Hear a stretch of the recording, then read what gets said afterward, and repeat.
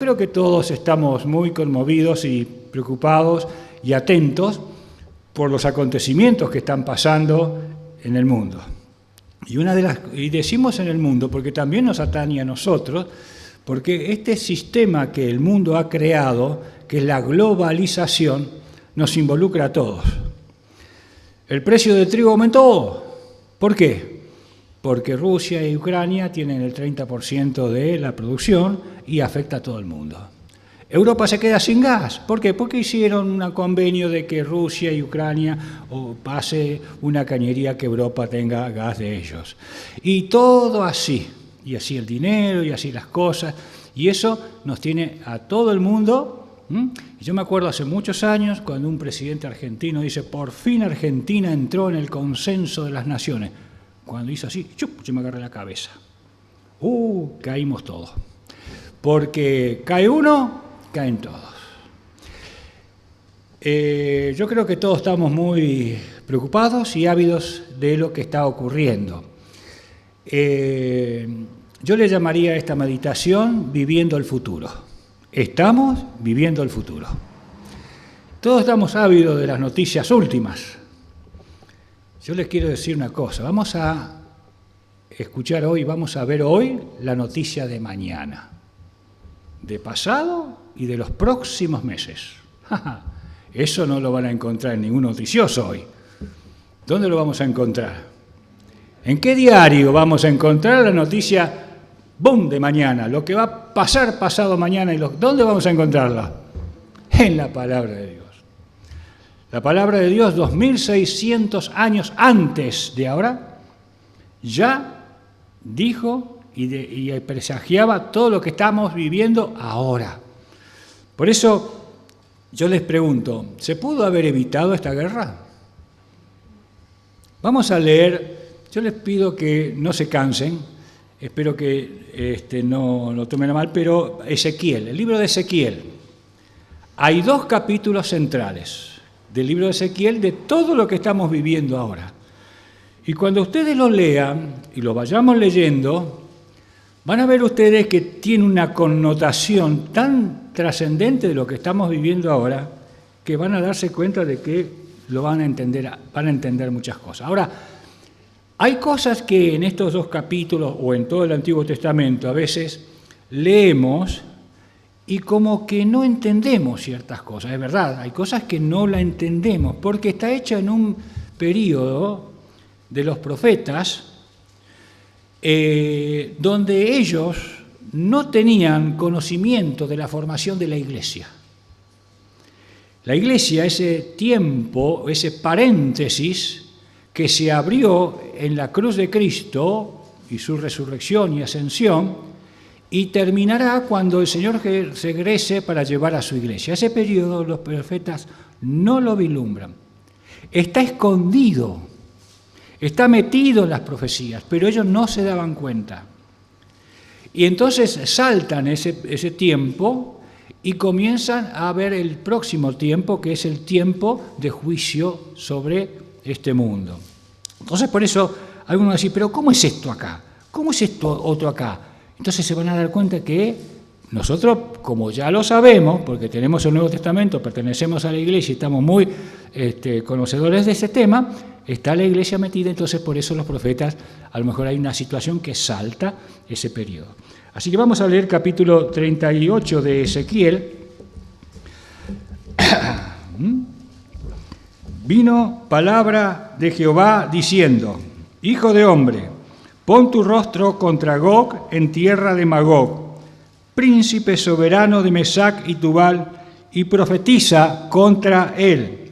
Y di: así ha dicho Jehová el Señor: he aquí yo estoy contra ti, oh Gog, príncipe soberano de Mesac y Tubal, y te quebrantaré, y pondré garfios en tus quijadas, y te sacaré a ti y a todo tu ejército, caballos y jinetes, de todo en todo equipados, gran multitud, con paveses, escudos, teniendo todos ellos espadas. Persia, Cus y Fut con ellos, todos ellos con escudos y yelmo. Gomer y todas sus tropas, la casa de Togorma, de los confines del norte, y todas sus tropas, muchos pueblos contigo. Prepárate y apercíbete, tú y toda tu multitud que se ha reunido a ti, y sé tú su guarda. De aquí a muchos días serás visitado. Al cabo de años vendrás a la tierra salvada de la espada. Le está hablando a Israel. Seguimos.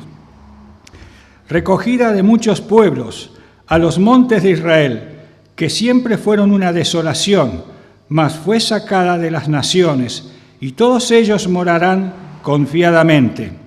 Subirás tú y vendrás como tempestad, como nublado para cubrir la tierra. Serás tú y todas tus tropas y muchos pueblos contigo.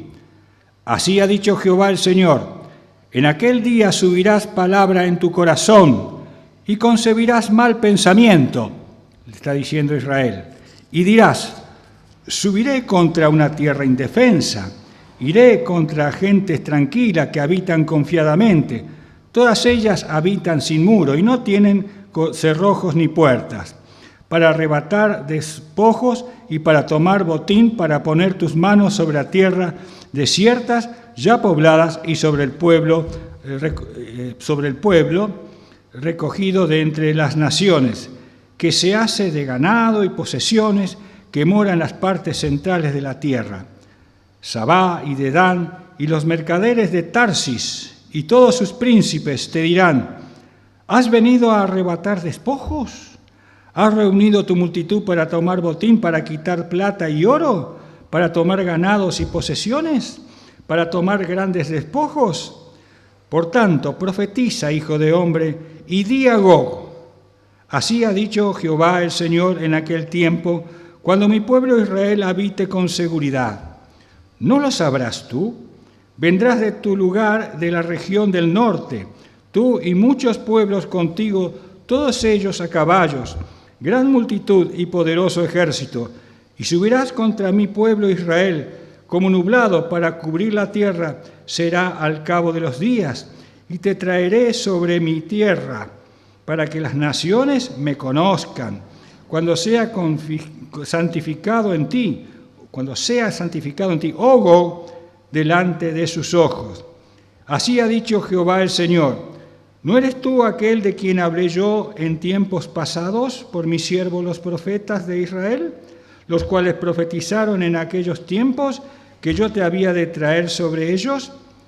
En aquel tiempo, cuando venga Gog contra la tierra de Israel, dijo Jehová el Señor, subirá mi ira y mi enojo, porque he hablado en mi celo y en el fuego de mi ira, que en aquel tiempo habrá grande temblor sobre la tierra de Israel, que los peces del mar, las aves del cielo, las bestias del campo y toda serpiente que se arrastra sobre la tierra y todos los hombres que están sobre la faz de la tierra temblarán ante mi presencia y se desmoronarán los montes y los vallados caerán y todo muro caerá a tierra. Y en todos mis montes llamaré contra él la espada. Dice Jehová el Señor: la espada de cada uno será contra su hermano, y yo litigaré contra él con pestilencia y con sangre, y haré llover sobre él, sobre sus tropas y sobre los muchos pueblos que están con él, impetuosa lluvia y piedras de granizo y fuego y azufre. Seré engrandecido y santificado y seré conocido ante los ojos de muchas naciones. Y saldrán y sabrán que yo soy Jehová. 39. Tú pues, hijo de hombre, profetiza contra Gog y di: así ha dicho Jehová el Señor: he aquí yo estoy contra ti, oh Gog, príncipe soberano de Mesac y Tubal, y te quebrantaré y te conduciré y te haré subir de las partes del norte y te traeré sobre los montes de Israel y sacaré tu arco de la mano izquierda y derramaré tu sangre de tu mano derecha, tu saeta de tu mano derecha. Sobre los montes de Israel caerás tú y todas tus tropas y los pueblos que fueron contigo ante la rapiña de toda especie, aves de rapiña de toda especie, y las tierras del campo te ha dado por comida, las fieras del campo te han dado por comida. Se me empañan los lentes terriblemente de la transpiración. No, está bien, vamos, ahí nomás, porque no vamos a seguir mucho. Ustedes van a terminarlo en casa. ¿Les parece algo irracional? Miren, el ataque que Rusia ha propiciado sobre esta nación de Ucrania no es algo que sorprenda, ni siquiera a ellos. Ellos ya lo esperaban. Era algo que estaba amenazándose. Lo que sorprende es la rapidez con que se están desarrollando los acontecimientos. Por eso yo creo que nadie podía parar esta situación. Ya estaba establecida, ya el Señor, no es que el Señor lo haya provocado, no es que el Señor lo haya deseado, lo que pasa es que el Señor ya lo había anunciado que iba a ser así. Los capítulos 38 y 39 entonces anticipan la unidad de aquellas naciones que en un tiempo tuvo la Unión de Repúblicas Socialistas. No voy a hacer política, ni voy a ser parcialista en absoluto. Estamos viendo la situación, cómo se ha desarrollado y cómo se está desarrollando. Ustedes saben que Rusia antes encabezaba todo lo que era la Unión de Repúblicas Socialistas Soviéticas, que incluyó a esta nación que es bastante fuerte, que es Ucrania, este país, y otras naciones más pequeñas que ahora son títeres también políticamente de Rusia, pero son independientes. Acá ustedes van a encontrar ciertos nombres: Gog, Magog, Tubal. Esos nombres son nombres propios de personas. Son los descendientes de Jafet, uno de los hijos de Noé, que ocuparon las zonas que ahora ocupa Asia, que son las naciones que después vamos a dar los nombres actuales de ellos. Entre ellos, por ejemplo, está Letonia, Lituania, Estonia, Kazajistán y Ucrania. Todas estas naciones son los hijos de Magog, son Magog, con un príncipe llamado Gog, que es el que los gobierna. ¿No les parece algo subjetivo? De manera entonces de que a estas naciones que yo les estoy mencionando ahora, esto lo escribí hace una semana. Ayer, en un noticioso, como todos estamos ávidos, escuché al presidente de Ucrania, como ustedes lo han visto, dando un mensaje y diciendo: cuidado, porque Putin va a ir ahora, después de Ucrania, va a ir por Letonia, Lituania, Estonia, Kazajistán, Ucrania. Y yo me quedé, yo lo había escrito una semana antes. ¿Dónde lo sabe? ¿Dónde lo supo él? Bueno, porque él conoce la situación política y la intención de este personaje. ¿Y nosotros de dónde lo leí? Lo leí aquí en Ezequiel. Lo había leído una semana antes. Yo me quedé asombrado cuando escuché a este joven presidente decir lo que yo había escrito una semana antes. Ya la historia estaba escrita de todo lo que está pasando 2600 años antes. ¡Qué maravilla! Ustedes saben que Rusia, China y lo que era Persia, ¿cuál es la nación de Persia de antes y la de ahora? ¿Cuál es el nombre? Irán. Muy bien, Irán. Ya hace unos tiempo atrás están haciendo ejercicios militares conjuntos. Son naciones poderosas, tienen todas armas nucleares, ejércitos numerosísimos. No pueden usar las armas nucleares porque va en contra de ellos. Y esto me hizo recordar, eso es lo que estamos escuchando, cuando un general del ejército de los Estados Unidos, en la época de Nixon, que había visitado China, cuando vino dijo, las próximas guerras que hayan en el mundo no van a ser atómicas, van a ser a través de invasión humana. Yo me quedé ahí, porque me acuerdo todo lo que decía de los miles y millones de personas. China solo tiene 1.600.000 hombres armados, y con las armas que hay ahora, ¿no? Más 100.000 reservistas. No hablemos de Rusia, no hablemos de Persia, o sea, de Irán. Así que estas son las naciones que están uniéndose. Y hay otras naciones que se van a unir. Por ejemplo, acá dice Kus. Kus es el Sudán de hoy en día. Fut y Libia, Togarma, ¿saben qué son estas? Turquía.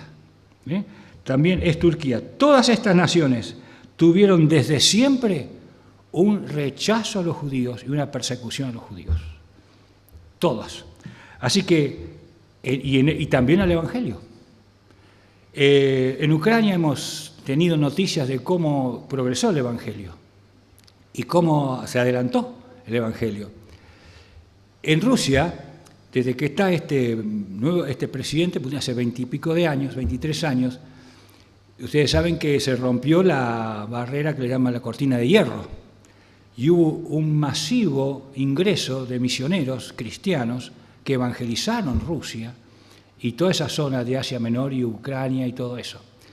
Desde que este hombre subió, a los pocos años, hizo una declaración que la actividad misionera evangélica es, como le llaman ellos, le dijeron, tengo un tema muy...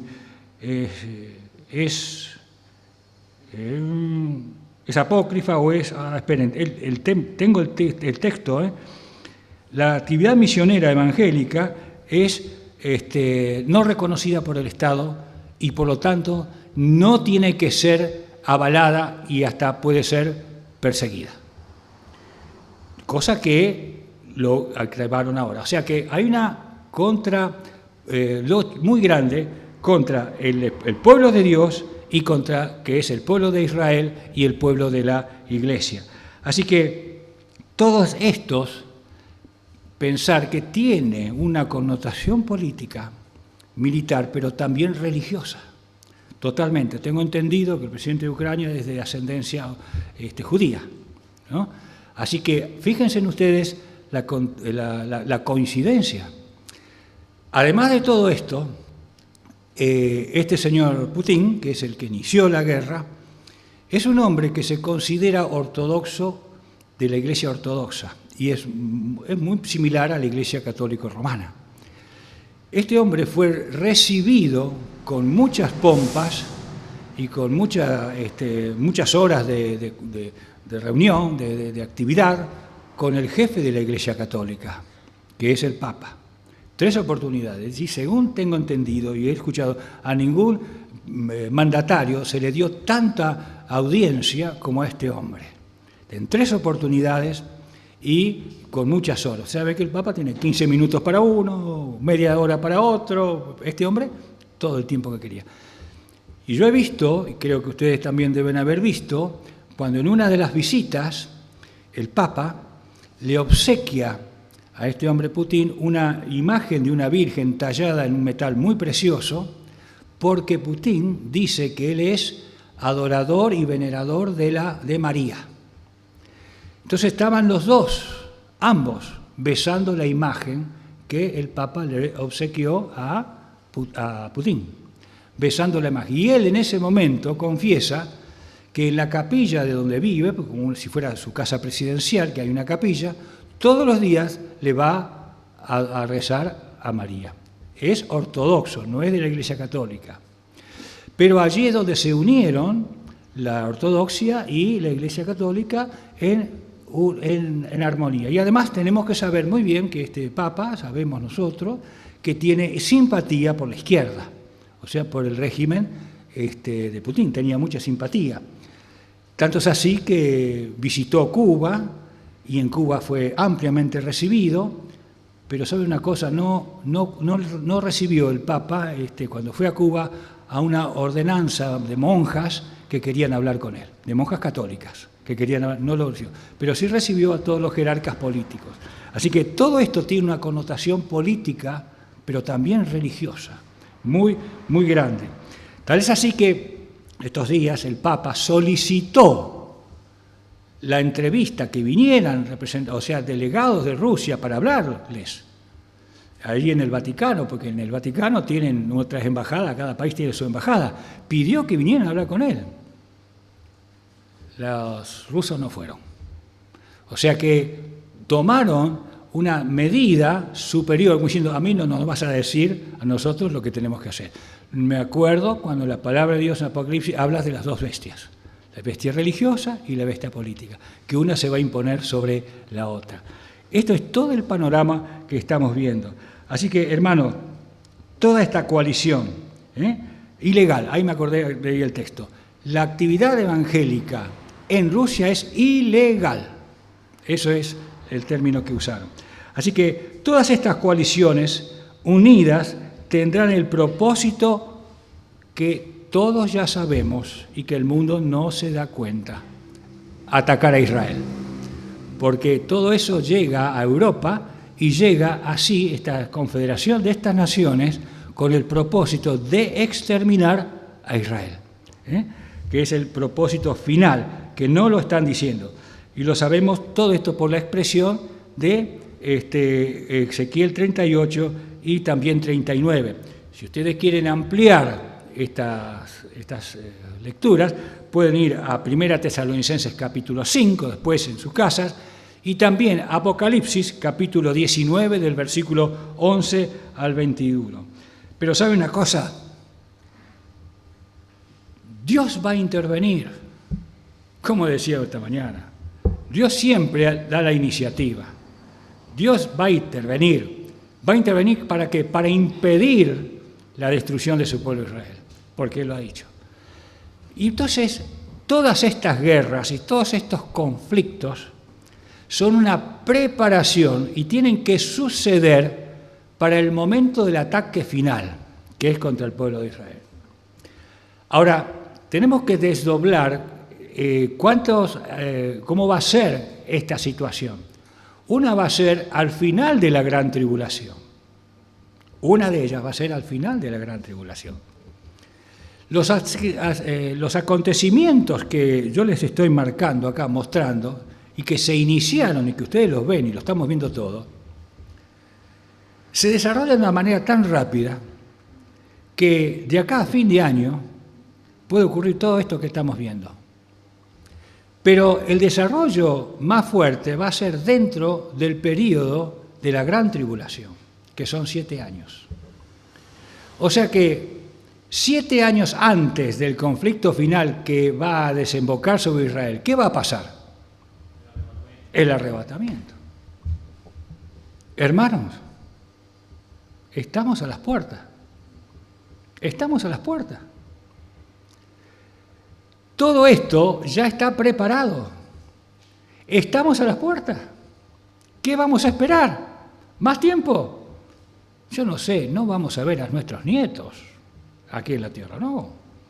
Yo creo que estamos a las puertas del arrebatamiento, cosa que los profetas tenían vedado. Ellos no tenían ese conocimiento del arrebatamiento, como tampoco también de la segunda venida de Cristo, sino para arrebatar a la iglesia, sino que tenían la visión de la segunda venida de Cristo para arrebatar, en juicio en la tierra. Y ese juicio va a ser cuando el Señor venga a la tierra sobre estas naciones. Ellos se están preparando. Están diciendo, ya hemos dominado todo el mundo. Ya es nuestro, ahora falta Israel. Es indefensa, es un pueblo confiado, está en el desierto. No, el pueblo de Dios, de Israel, ha venido de toda la tierra, de todo el mundo y se ha ido a Palestina. Ahí están todos, los tenemos justo para aniquilarlos. Vamos, ellos están confiados, tienen sus cementeras, sus ganados, han progresado. Vamos a arrebatarle todo. Porque están indefensos, nosotros somos mucho más poderosos. Léanlo.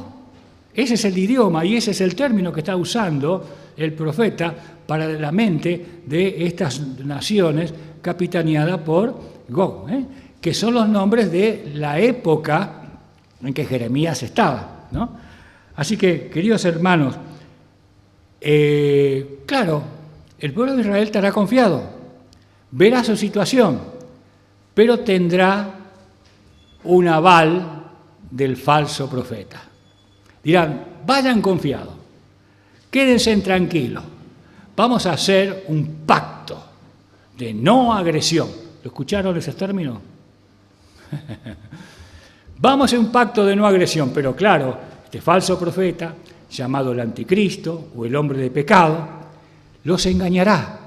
Por eso, dice el profeta, van a venir al pueblo de Israel malos pensamientos. ¿Cuáles son esos malos pensamientos? Estamos confiados, estamos tranquilos, ya no va a haber más persecución para Israel. ¡Qué maravilla! Pero, ¿qué ocurrirá a los 3 años y medio de ese pacto? Se va a romper. ¿Por qué? ¿Cómo sabrán que están confiados? Bueno, les reconstruiremos el templo. Se reconstruirá el templo. Todo el pueblo de Israel a Palestina, lo que es ahora Palestina, que es la tierra de Canaán. Vamos todos allá.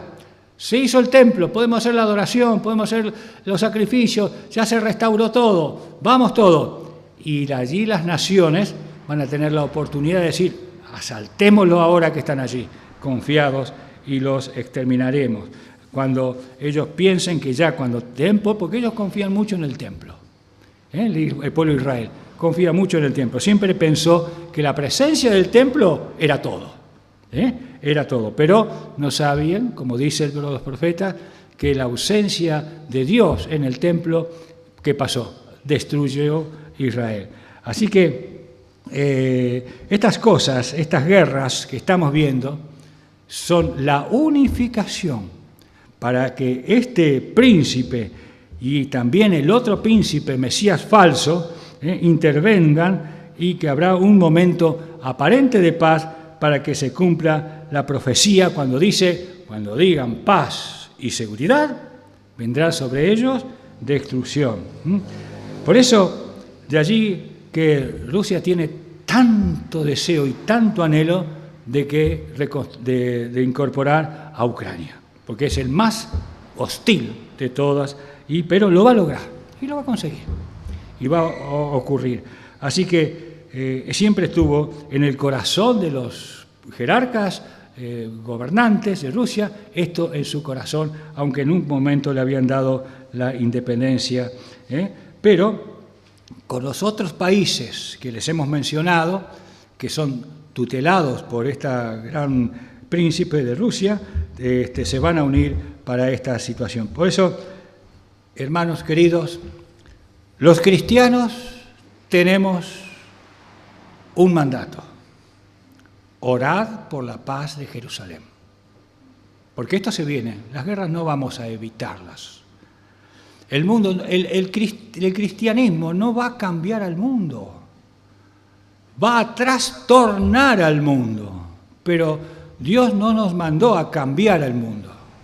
Dios nos mandó a trastornar al mundo y sacar y avisar a las almas de la perdición eterna.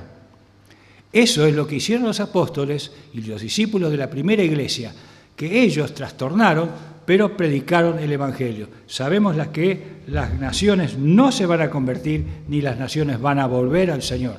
Las que están con el Señor, ya están con el Señor. Las que no están con el Señor, no van a estar con el Señor. Por eso no vamos a cambiar a aquellos. Pero sí, por eso tenemos hermanos misioneros que están en Asia, trabajando, luchando para cambiar esas naciones. No, para rescatar a las almas que están en esas naciones. Pero no para cambiarlas, porque sabemos que ellos no van a cambiar. Así que, hermanos míos, lo que sí tenemos una orden, dice la palabra de Dios, Salmos, orad por la paz de Jerusalén, que es lo que tenemos como meta, y por los creyentes y la iglesia que están viviendo esta tremenda tribulación en esos lugares de guerra. Así que es importante conocer el tiempo que vivimos, estudiando las Escrituras, porque, hermanos míos, Nosotros queremos cambiar las cosas. A veces también las queremos cambiar en la iglesia. No, podemos mejorarla, pero no cambiarlas. Tenemos que mejorarla. Tenemos que ser conscientes de que lo único que alimenta, lo único que fortalece la iglesia, que fortalece el cuerpo de Cristo, es su palabra, la Biblia, conocimiento y aprehensión y discernimiento de las cosas de la palabra de Dios. Por eso, hermanos míos, está la puerta del arrebatamiento. Estamos a las puertas. Puede ser que el Señor a lo mejor pare las circunstancias en algún momento y bueno, parece que paró. Pero ¿saben por qué lo hace? Porque la palabra de Dios dice, Pedro, para que muchos conozcan a Cristo. Lo hace por misericordia, para que otros conozcan a Cristo.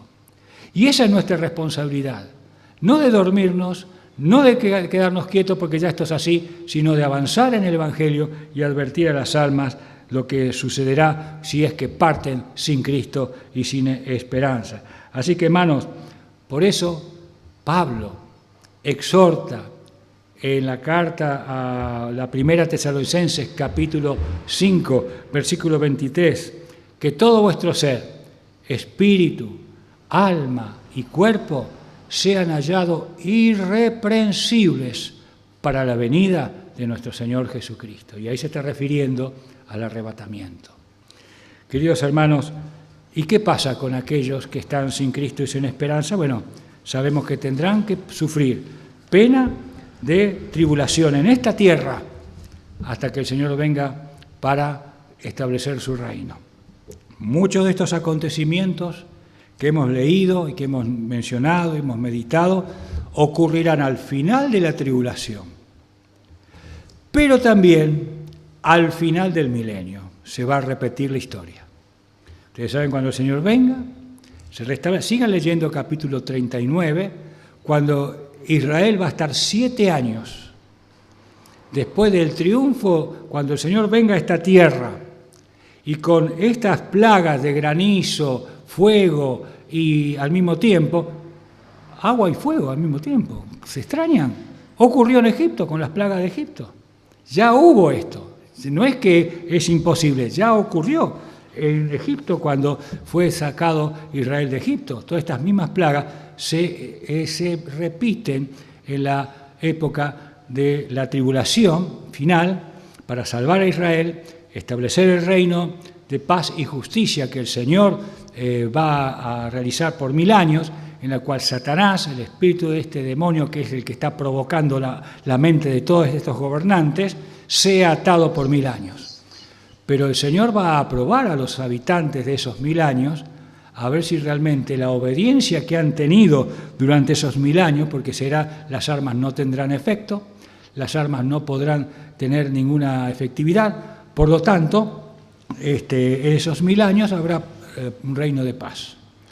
Y los que nazcan en ese periodo, vamos a ver qué pasa cuando Satanás sea desatado en el final del milenio. Todas estas naciones van a volver a confabularse, van a volver a unirse para hacer exactamente lo mismo que querían hacer al final de la tribulación que no pudieron lograr. Y allí será la destrucción total de esas naciones también por la palabra de Dios, por la presencia de la palabra de Dios. No sé, traje este tema porque creo que está en la mente de todos y creo que hemos leído el diario de mañana, en cierta medida, pero no sabemos el día y la hora del arrebatamiento. Por lo tanto, hermanos queridos, velemos, como dijo el Señor, velad y estad en oración. 2 actitudes que el pueblo de Dios, que la Iglesia tiene por delante y que tiene que realizar hasta que el Señor venga. Mientras tanto, velamos y oramos, el Señor dice, id por todo el mundo, predicad el Evangelio a toda criatura. Que el Señor nos guarde para que en este tiempo de tantas pruebas, el Señor cuide también a aquellos hombres y mujeres de Dios que están en esta zona de tanto conflicto, donde sus vidas están siendo arrebatadas de una manera violenta. Hermanos, no sabemos qué será de nosotros acá, pero mientras aguardamos ese momento, que no sabemos qué pasará en nuestro país, que no va a ir mejor las cosas, no van a ir mejor. Aferrémonos a la palabra de Dios, porque Dios es un Dios de amor, es un Dios de paz, pero es un Dios de esperanza. Que el Señor les bendiga.